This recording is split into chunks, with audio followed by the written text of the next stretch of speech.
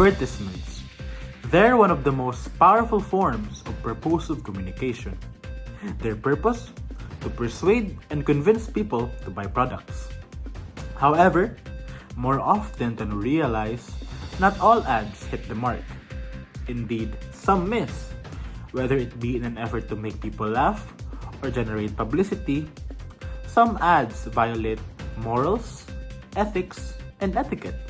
In fact, in this video report, we will talk about an advertisement so controversial it even risked the reputation of one of the most family-friendly retail brands in the world. This is IKEA's 2014 Valentine's Day advertisement for its Bury a Chair product. Hence, before we begin, I am Rex Vincent Valencia, and in this report, we will talk about IKEA's 2014 advertisement of its Bury a Chair for Valentine's Day. For the facts, we have my partner, our wannabe advertisement specialist, Miss Gian Ashley Galicia. So, let's call on Gian Ashley Galicia. Please give a round of applause. Hi, Gian! Good day, Rex. Alright, let's begin. In February 2014, famous furniture retail store IKEA collaborated with Bartel Bougall Hegarty or BBH Singapore to launch a Valentine's Day themed advertisement for one of its products called the Bury a Chair. IKEA has always been known to provide distinct shopping experiences to its customers, whether it be in its facilities or its advertisements. Hence, it was not a far-fetched decision to collaborate with the creative advertising agency BBH to promote its products. However, once the advertisement was released, its reception was far from positive. In fact, it can be deemed as controversial. Let me show you the picture. Jaran!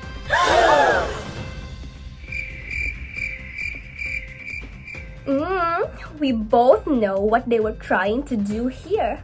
Although I must give them props for being creative, this seems like a picture that belongs to an adult site, not a family home brand. In this picture, you can see two models of the Bury chair in a sex position inspired by the Kama Sutra. This is obviously a suggestive way to show sex in keeping with the Valentine's Day theme. However, it's displayed in a minimal fashion, just like an ordinary poster for a furniture product. It still contains the price, features, and the product name, so it seems harmless until one takes a closer look. So here's that. You don't have to tell me twice, I understood it instantly. However, sexual innuendos are everywhere nowadays, so is that it? Given that, is the ad really that controversial, if you think about it?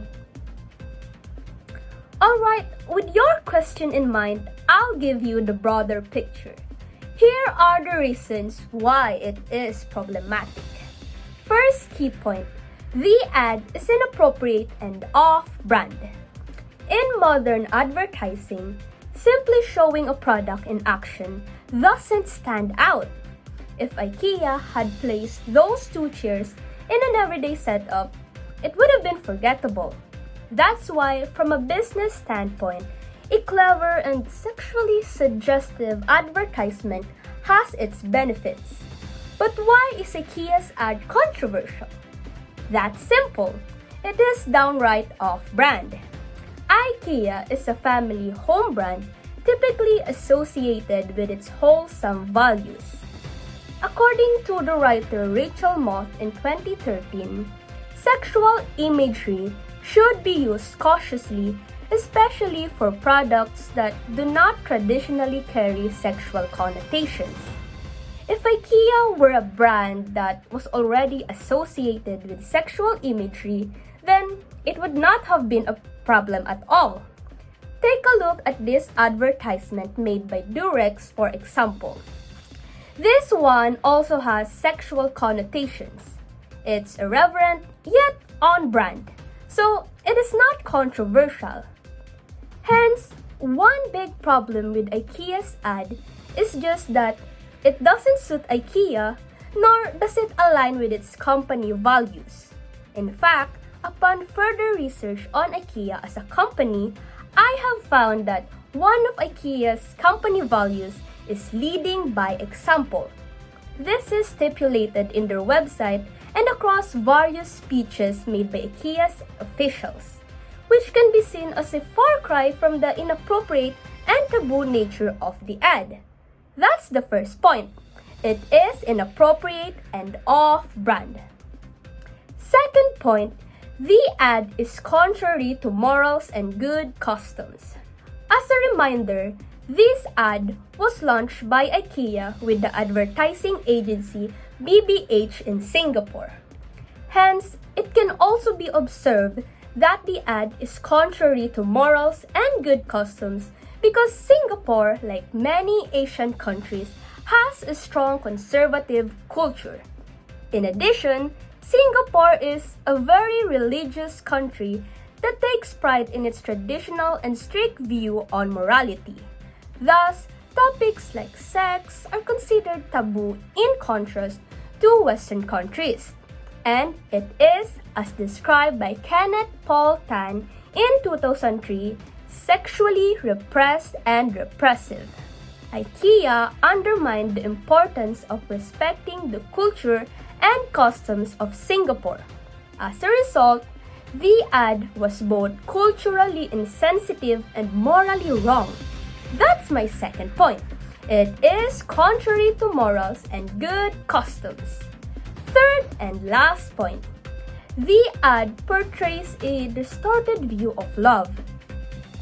With this, the ad was created with the theme of Valentine's Day in mind.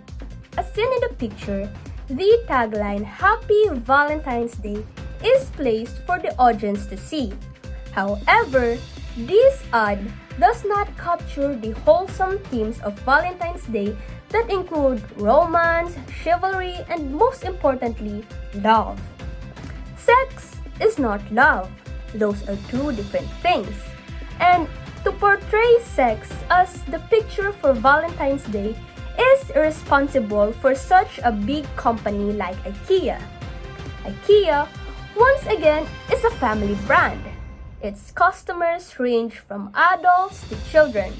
Consequently, by portraying Valentine's Day in a vulgar manner, it indirectly creates the notion that love is all about sex. This is unbecoming of a family home brand and creates a risk of misinforming its young audience on the true meaning of love. As a family home brand, IKEA should have been more sensitive in portraying love since, in truth, love is the cornerstone of the family. Thus, this ad not only proves inappropriate, but it also antagonizes the family values that are incident to IKEA's existence. That is my last point. Alright, thank you Miss Galicia for your time. I think you said enough and it was a very meaningful and insightful critique. So thank you so much. Alright, Rex, once again, I am Gian Ashley E. Galicia and thank you for having me. Farewell and bye, Sir Ronnie. Alright, given what Miss Galicia said, I think we can summarize her main points of critique into 3. Number 1, the IKEA advertisement is off-brand. Number 2, the IKEA advertisement is contrary to morals and good customs, particularly the morals and good customs of Singapore and other conservative nations or groups. Number 3, the IKEA advertisement promotes a misconstrued view of love. So there's that. However, given this, how can we make the advertisement less problematic? How do we give it a reimagined touch to make it better? Let me show you. Yeah. Okay, as you can see, it's already more wholesome in contrast to the original version. Here, you can see the 2 chairs on a romantic date instead of being presented in a sex position. So, without compromising the humor and the wit of it all, we made sure to personify them in a way that is traditional and wholesome, yet still humorous and ingenious.